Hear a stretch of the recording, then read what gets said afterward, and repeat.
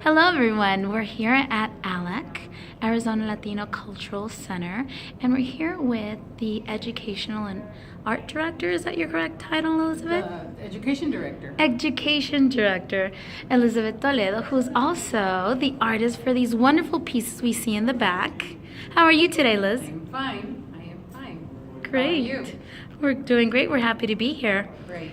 I wanted to talk to you. I wanted to share with everyone on our Facebook page a little bit about who you are, why you paint so beautifully, and also I think we all want to know about your story. I love the part how you are an Arizonian. Yes, I am. Well, let's start out with that. Okay. I grew up in the Southwest. When people ask me where I'm from, that's the only thing I could say. I'm from the Southwest because I grew up in Arizona and I grew up in Sonora. My parents are born and raised in Mexico, and my older brother. And so we were always going back and forth. The border does not exist for us. So that transborder culture, right? Yes, yeah, yes, I that's get exactly that. what it is, and I am from there. So that's where I grew up, and that's where I'm from. So tell us about how that transborder experience and growing up between two countries, two states, how that comes to shape your art. Well, as you can see, as the artwork that I have behind me here. These are Las Lloronas, and everybody has heard of Las Lloronas. Anybody that's from the Southwest or from Mexico, sometimes you even hear it from other countries. But La Llorona was supposedly La Malinche, which I was trying to remember her Aztec name. Malinche is actually the name that the Spaniards gave her. Malintzin is her name. And so a Spaniard came, fell in love with her, seduced her, got married. They had beautiful children. They were very happily married, but he decided to go with his Spanish wife and left her, and then eventually came and told her he was going to take her children with him. That's when, out of rage, she threw her children in the river, in the rapids of the river, of the arroyo actually. And when she saw that she did that, she came to her senses and went chasing after them, and she died chasing after them. Now they say that she comes after the children, and sometimes you can hear her cries, "Ay, mis hijos," looking for her children. And the way we learned it was that if you didn't do your homework, and if you si andabas de vago, you had to come home, because if not, La Llorona was going to come after you. Yeah, I remember that story. Ahí viene La Llorona. La Llorona. So I did a series of her, because after I looked into the different, because there's I don't know how many variations of La Llorona, of that legend there is, but it all starts out the same. She was beautiful. She was a beautiful native woman of the Southwest. And so when everybody paints La Llorona, they paint her as somebody who's ugly and scary, returned from the dead, something similar to what is in that painting by Roman Reyes, as you can see right over here. This is what we grew up with. This is what we were afraid of.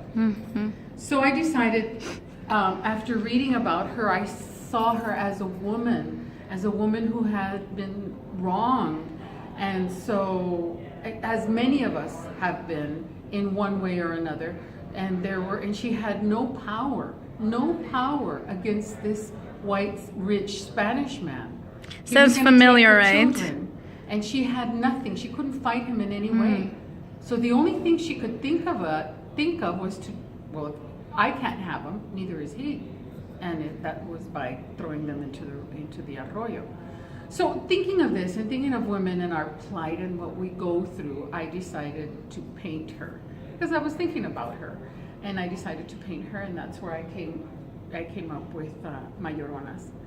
It just so happened that just around the time that I was painting her, that I had decided to do her, my brother Gustavo was diagnosed with cancer, and he died 4 months later. And so I was by his side when I painted them. So there's a lot of pain that comes through these paintings. Absolutely. There's a lot of emotion and a lot of beauty. It's a really interesting combination. Thank you. I painted them with the backdrop. I was in Tucson when I was doing this. My sister has a home in the foothills, so there's a lot of vegetation, a lot of the desert of the South Arizona Sonora desert. So the background has the red skies, which is very, very typical of Tucson, especially in the summer. And you see the agave, and so there's a lot of things of Tucson and Arizona in there. So are you planning a next series? Will you continue painting La Llorona? Well, I did another series before La Llorona. I did a series on Alfonsina Storni, and there's a song called Alfonsina y el Mar. Alfonsina y el Mar. So when I would hear it or when I would sing it, I always thought of, oh my gosh, it's so beautiful. The lyrics of the song are so beautiful. Te vas, Alfonsina, con tu soledad, que poemas nuevos fuiste a buscar.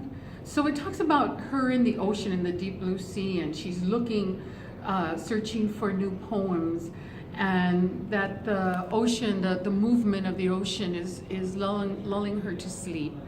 And so it talks about the las sirenitas, and if we walk over here, we could see them. It talks about the mermaids and how the mermaids are going to guide her to find her poems or what she is in search of.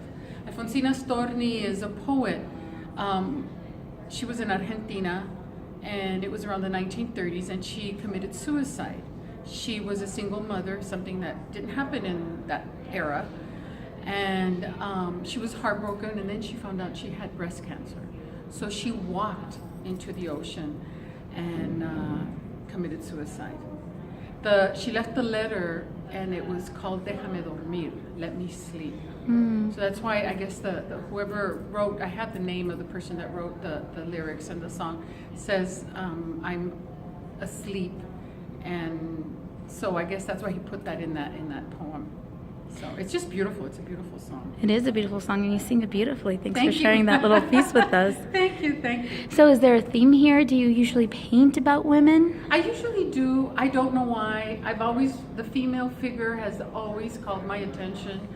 The stories of women, stories like Alfonsina Storni's, like La Llorona, have always called my attention. It's romantic, it's exotic, but it's also painful. There's a lot of pain there. I think back in my mind, I need to bring that forward. Alfonsina Storni was in a Latin American country. It was the 1930s. She was a single mother. So she was a very talented woman. She was one of the most famous poets of the time. But she was criticized because she was a single mom. Why? Why does that happen? You know, it's hard enough, it's difficult enough that she was a famous female poet in the 1930s, because in those times women used to have aliases, writers, To be able poets to and publish. authors would have aliases and have put in male names so that their work can sell. So here she's a very famous, and to be remembered because she was a single mom is just, you know, it's just not something that I like, and I don't think anybody would like. But those are things that I don't know, I just bring them out, the pain, I think, behind it. Well, thank you. Thank you for sharing the story behind this series. Well, if you could tell us briefly what your role here at ALAC is. I am the education director at ALAC. I am also one of the curators here. And what we're trying to do is to bring art to our students, to our community. A lot of the community of around here, downtown Phoenix, our schools, and because I am a former school administrator, there is a lot of language barriers with our students, with the students from around here, whether they are fourth, second, third generation American, anybody that feeds into any of the schools around the Phoenix downtown area, I consider them ELL, English language learners, all of them. And so because their vocabulary is so small, there's such a small amount of vocabulary there. So what we need to do is to teach them. But one of the things that I have noticed with the students when I was teaching art is they are so talented and they have so much to say. And this is their way of expression. And if they can express themselves through art, not only through the visual, also the performing arts, which is singing, which is playing instruments, poetry, if they could express themselves in any way that they can, it has to do with their creativity, then we're doing what we're supposed to be doing here at ALAC. No, great. Thank you so much for this tour of your work Thank you. that is exhibited here at ALEC. And we look forward to learning about the summer programs that you guys are planning. I know you're already cooking up some nice classes. Yes, we are. Yes, So we are. we'll be sure to inform about that during our Facebook post. And we look forward to seeing more of you, to hearing more of you. And congratulations on some beautiful pieces and great storytelling. Thank you. Thank you very much. Bye, everyone.